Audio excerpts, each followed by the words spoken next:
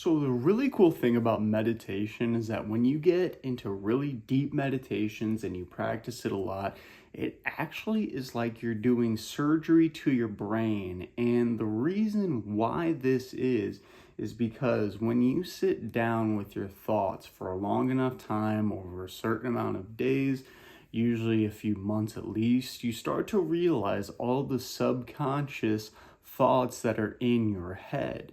And usually these are limiting beliefs about how your life is, why it is that way, and ultimately will lead you to projecting certain life experiences into your life because of those recurring beliefs. For example, if you don't have a relationship right now, or maybe have a bad relationship, and you sit down with yourself, you may start to quickly find out through your subconscious thoughts that you are constantly thinking about how much them not doing the dishes annoys you, or how you think that they're actually cheating on you, or a bunch of other things. And in all reality, this might just be simply covered up as anger, aggression towards them, and you don't really realize why until you actually sit down and realize it. So your brain in that circumstance is in a sense of fear, anger,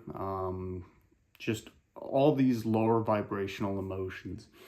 And the way you can perform brain surgery on yourself is after sitting down long enough, you can start to implant new ideas. So you sit down, and at some point, your body and your brain will literally just shut off.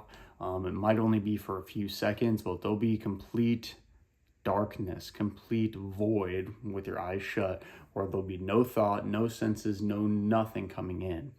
And in that time, you can start to put in thoughts of, I love my relationship, or I love how working they always are in our relationship. That's just one.